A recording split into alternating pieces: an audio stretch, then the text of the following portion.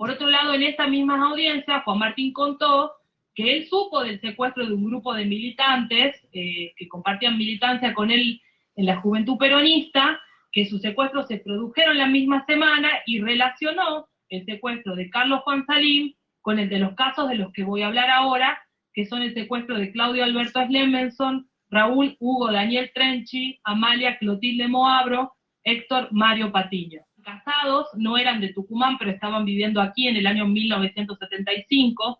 vivían en una casa que era propiedad de la madre de Amalia, de la señora Nelly da Ciotta de Moabro, y que estaba en la calle San Martín 623. El 4 de octubre de 1975 el matrimonio fue secuestrado de esa casa. Esto se encuentra acreditado por el testimonio de la hermana de Amalia, de nombre María Concepción, y también por las denuncias que la madre de ambas, la señora Nelly da Ciotta, realizó en diferentes organismos nacionales e internacionales. Amalia en esa época estaba embarazada de 3 meses y medio, y en la casa de la calle San Miguel estaba ella con su marido, pero también estaba su madre con su padre, que se habían quedado ahí a dormir esa noche porque habían venido a visitar. De acuerdo al testimonio de María y de la señora Nelly da Ciotta, esa noche ingresó un grupo de personas que vestían uniformes, que entraron de manera violenta a su casa y que en medio de amenazas a los padres de Amalia, a quienes amordazaron y los obligaron a permanecer boca abajo, se llevaron secuestrados a Amalia y a Héctor Mario Patiño. Los padres de Amalia pudieron escuchar cuando el matrimonio era sacado de la pieza, y también escucharon cómo Héctor Patiño les pedía a los secuestradores por su esposa, porque su esposa estaba embarazada. Luego del secuestro, Nelly da Ciotta fue a la jefatura de policía a averiguar sobre lo que le había pasado a su hija y a su yerno. De acuerdo a su hija María, en la jefatura habló con un policía de apellido Albornoz, quien le dijo que efectivamente el matrimonio estaba ahí. A los días siguientes volvió a la jefatura de policía, teniendo esta información de que Amalia y Héctor estaban en la jefatura. Ahí los atendió otro policía, de apellido Cirnio. Este policía le dijo que su hija había sido trasladada a Famaillá, y que le recomendaba que tome contacto con un médico de apellido Villafañe y de apodo Pololo, y que esta persona le podía dar información sobre su hija. Nelly da Ciotta se contactó con el doctor Villafañe, y el doctor Villafañe le informaba, no una vez, sino asiduamente, eso es lo que contó María, que continuamente tuvieron un contacto, y que de alguna manera este médico le daba información sobre cómo avanzaba el embarazo de Amalia. No sabemos si esa información es cierta o no, pero lo que sí es cierto es que esta persona le habría afirmado a la madre de Amalia que su hija tenía un trato preferencial en el lugar a donde estaba por su estado de embarazo. También tomó contacto la señora Nelly da Ciotta con un conscripto o un sargento de apellido Cruz, quien le informó que efectivamente su hija estaba en Famaillá y que ahí la llamaban por el apodo de la rubia o la profesora de francés, y que su embarazo continuaba, pero que a Patiño no lo busquen más. En este punto son coincidentes las gestiones de la familia de Moabro con las gestiones que hizo Bárbara Minor, que es la madre de Raúl Hugo Daniel Trenchi, y también la madre de Slemenson.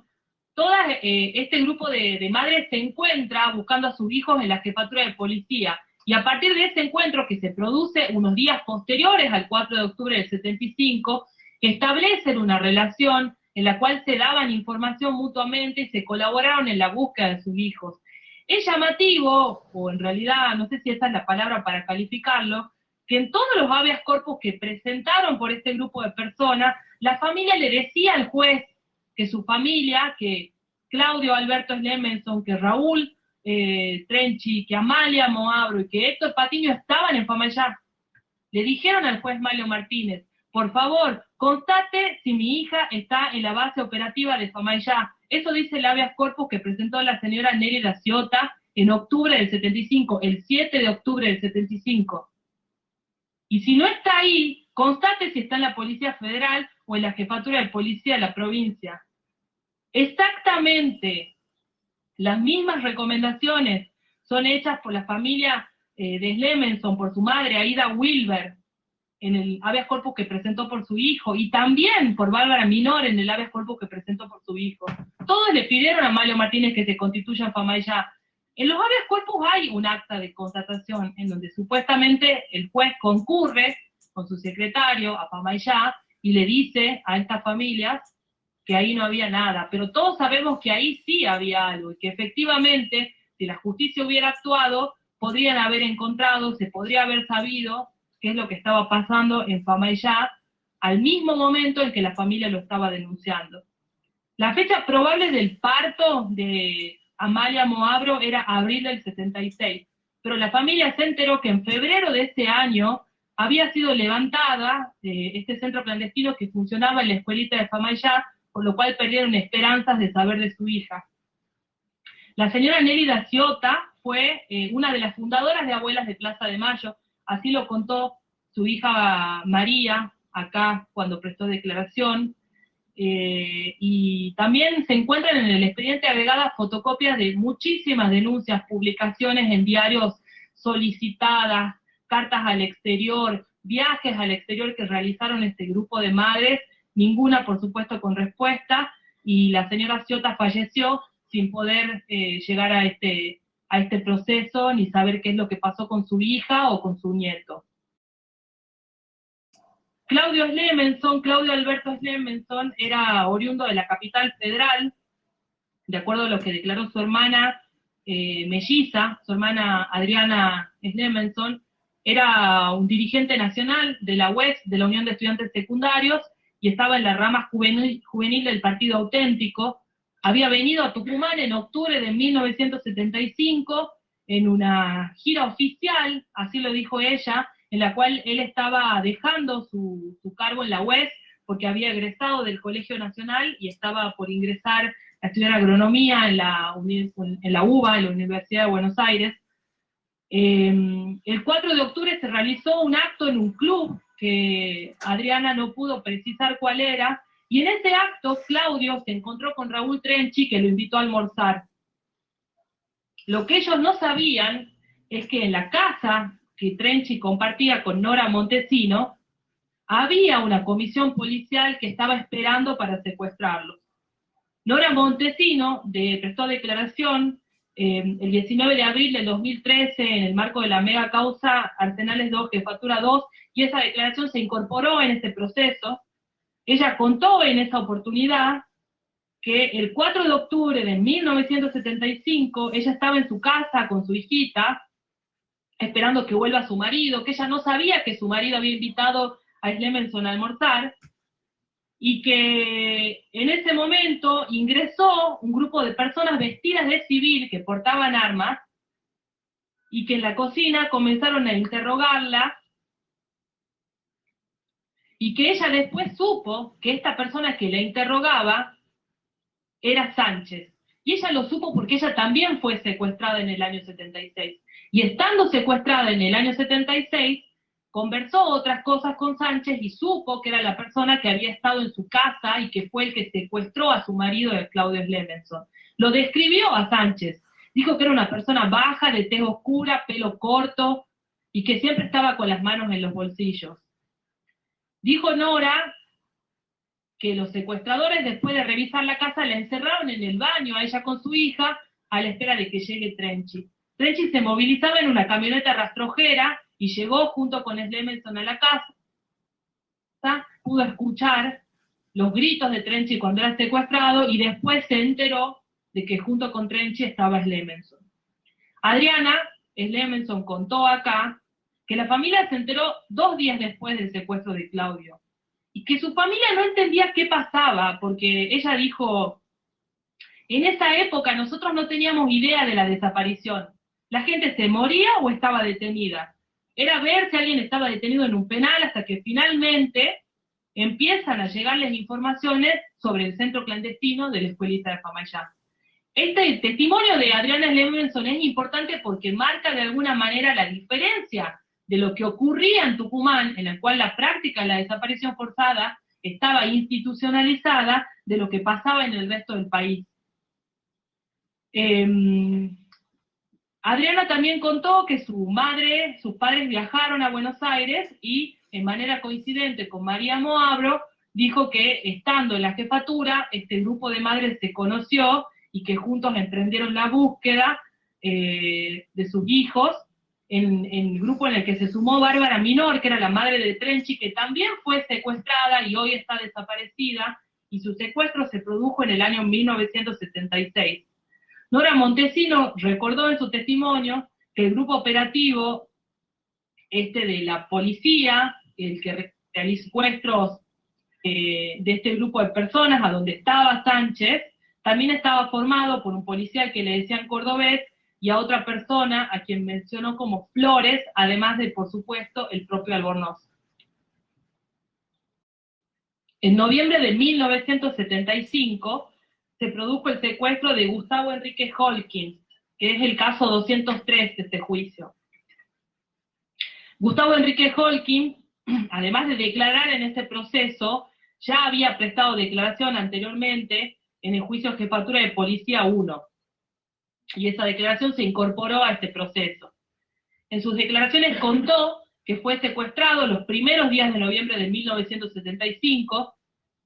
que su secuestro se produce de su casa en la calle Mendoza al 1700, en donde él vivía con su esposa Cristina Rodríguez, con quien en ese momento tenían 3 hijos,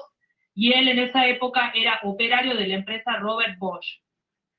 Dijo que los secuestradores vestían de civil y que algunos tenían la cara tapada, que él fue llevado primero a la jefatura de policía, que en la jefatura lo interrogaron y lo golpearon, recordando que le pegaban trompadas y chirlos en los oídos mientras les hacían preguntas sobre personas que él no conocía.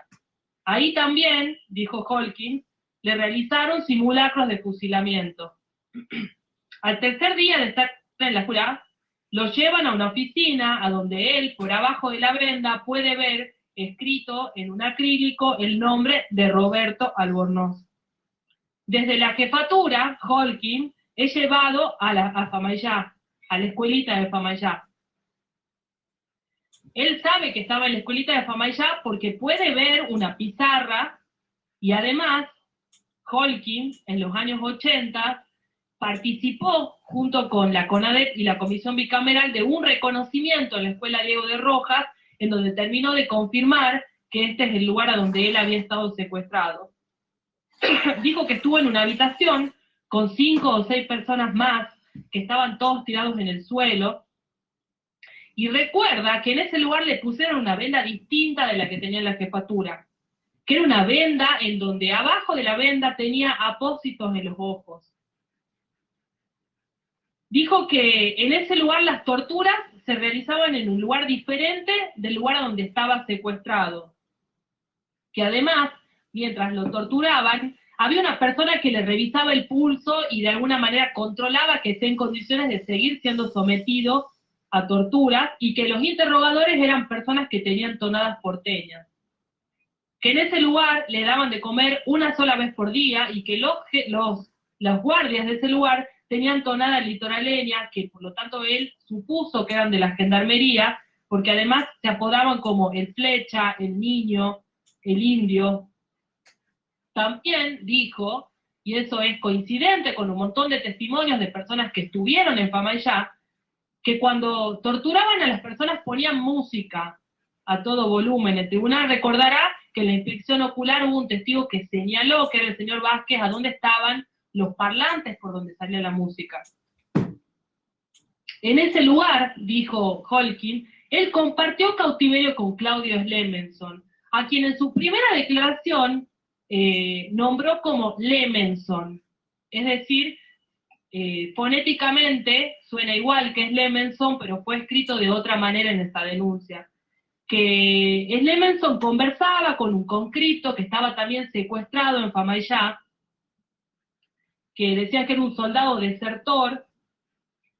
y que era también de Buenos Aires, igual que Slemenson, y que Claudio le pidió a este conscripto que por favor, si él viajaba, lo liberaban de Famaillá,